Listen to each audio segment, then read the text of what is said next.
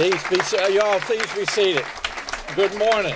Good morning. Maybe you needed to stand up, move around a little bit to warm up, but I tell you what, for someone from 757 getting into this chilly air, it's a little bit of a shock this morning. But it's a good morning to all of you, and as Clyde said, thank you all for being here. And it is a beautiful morning. Pam, my wife, and I were here back in May, and we took a tour, and now to come back and see this come to fruition, Clyde, I really thank you for your leadership, and to all of our members. And I see you surrounding Charlie. It's great to see you again that are part of our state parks. You know, we have 41 beautiful state parks in Virginia now, and what a gem all of them are.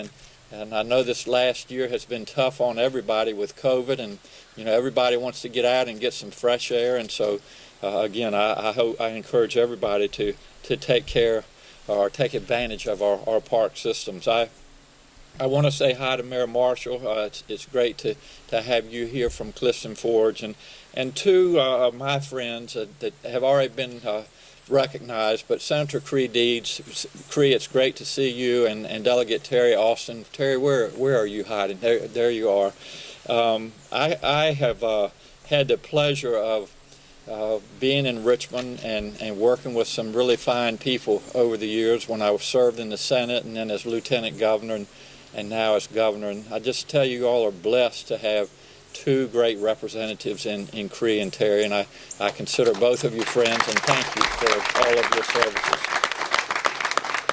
And you're going to hear in just a little bit from our Secretary of Agriculture and Forestry. I just wanted to commend Bettina, and we also have Rob here from who is our Forest Director, and the number one and number three industries in Virginia. Agriculture is number one, forestry is number three, and tourism is number two. And so, and all of these are really tied in together that just promote a great quality of life here in Virginia and keep our economy going. So it's just great to be together today as we mark another accomplishment in Virginia's pursuit of historic justice and greater collaboration to protect our natural resources. We are holding this event today because tomorrow is National Public Lands Day, which is the nation's largest single-day volunteer event for public lands. It is a day that we celebrate how important these spaces are for outdoor recreation.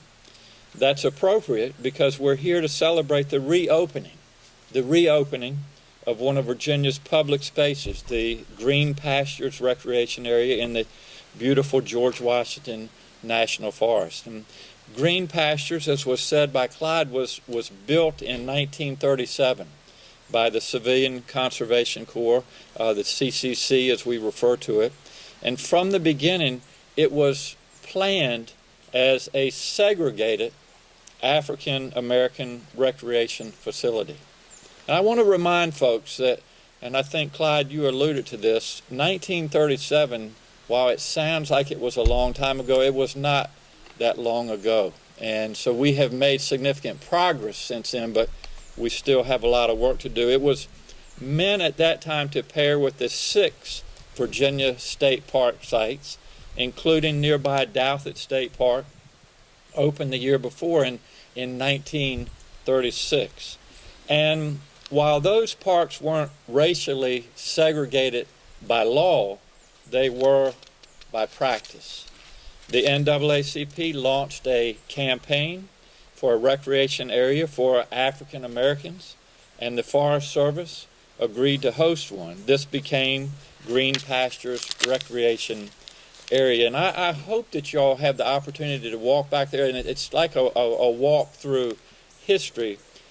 But Green Pastures was the first and only African American Forest Service recreation site within Virginia, and likely the only of its kind nationwide. It was also one of very few outdoor recreational areas open to African Americans in the central Appalachian region during the 1930s through the 1950s. As a result, it was well used. People would come from all over for cookouts, for church outings, and celebrations with friends and family. In Virginia, we have been working to reckon with the many impacts of the racism that is woven into our complicated past and move past the burden of our history. We're doing that in part by making sure we tell the full and true story of our shared past. We are telling a story based on facts, not myths. It's important to acknowledge past wrongs and the harm done, and whenever possible, we need to address those wrongs. Green Pastures was officially integrated in 1950, and its name changed to Longdale Recreation Area in 1964. In recent years, the area has been closed to the public due to ongoing maintenance and management needs. And again, Clyde, we have talked about this, and it takes a lot of work in maintenance to reopen places like Green Pastures. It also takes resources. And again, I just want to thank this General Assembly for your support of this project. And that is why today I'm pleased to announce that through a partnership with the U.S. Forest Service, Virginia will protect the site's historical significance and share the Green Pastures legacy with a broader audience.